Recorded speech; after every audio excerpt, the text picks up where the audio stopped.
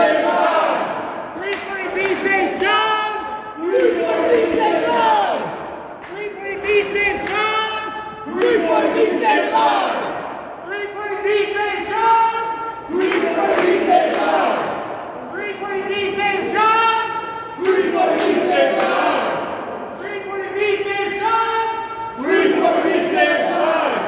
340B saves jobs! 340B saves lives! 340B saves jobs! 340B saves lives! 340B saves jobs! 340B saves lives! 340B saves jobs! 340B saves lives! 340B saves jobs! 340B saves lives! 340B saves jobs! 340B saves lives! 340B saves jobs! 340B saves lives! 340B saves jobs! 340B saves lives! 340B saves jobs! 340B saves lives! 340B saves jobs! 340B saves lives! 340B saves jobs! 340B saves lives! 340B saves lives! 340B saves lives!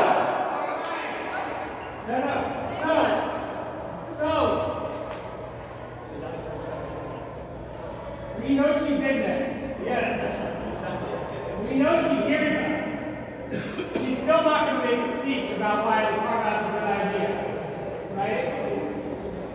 What we need to do, we'll keep this up a little bit, but we need to come back in force, ready to enact civil disobedience on this issue. So, has anybody here heard of ACT UP? Yeah. Yes. All right. ACT UP? ACT UP. Yes. So, in the late 80s, after a decade of HIV being known, President Reagan would not allocate any resources toward responding to the HIV crisis. Not only that, in his press conferences, the historical record has now come out, they actually literally burst into laughter when they were talking about people dying of AIDS in the Reagan press conference, in their internal meetings. People's lives of people I've lost, and lives of people you lost, were disposable to them. And the ACT UP slogan was, AIDS is not a health crisis, it's a political crisis. It's not just a virus. It is the political crisis of the non-reaction that people in power, who are decision makers, register some people's lives with different value than other people's lives. That is a sick reality that still persists even with a supposedly democratic government. But when we actually confront power and put our bodies in front of them, say, this is the carve-out. Here we are. Make a speech. What's your plan? As Perry said, where are you going to make the cut? What's going to happen? She's not going to make that speech. And it gives our legislators, like Senator Rivera, and all the people who spoke today, a chance to really negotiate and push through an alternative.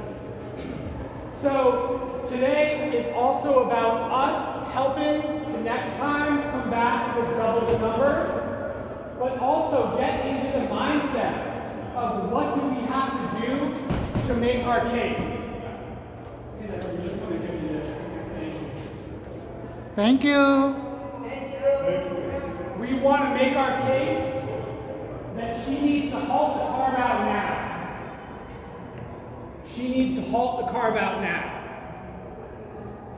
So let's keep chanting, we'll keep the pressure on, but when we come back, think about who else you can bring for the next trip on Tuesday the 28th, but also who's ready to put your body on the line for civil disobedience. And we'll talk about that a little more. But I've done that before, when the Affordable Care Act was under threat from the Trump administration in DC, it can be a little scary. But when we actually succeeded and we put everything out there to stop the Affordable Care Act from getting repealed, we knew that millions of lives were helped. And it's the same case here. It's the same case here. So let's chant a little more, then let's continue. Let's build our strength. They have no idea how powerful we are. One person in front of Hochul, she's about this tall, not that height matters, but she's one person. She's one person, right? And if she wanted to make the case in person, she would have been making speeches everywhere about this. She campaigned in Harlem. She campaigned in Brooklyn. She came begging for people's votes. Begging, and barely by a margin won. Okay? So let's make the case fully. Let's do one last chant and let's move it on, all right? 340B saves jobs. 340B saves jobs. Saves jobs. 340B saves lives. 340B saves jobs. 340B saves lives. 340B saves jobs. 340B saves lives. 340B saves jobs. 340B saves lives. 340B saves jobs. 340B saves lives. 340B saves jobs. 340B saves lives. 340B saves jobs. 340B saves lives. 340B saves jobs. 340B saves lives. 340B saves jobs. 340B saves lives.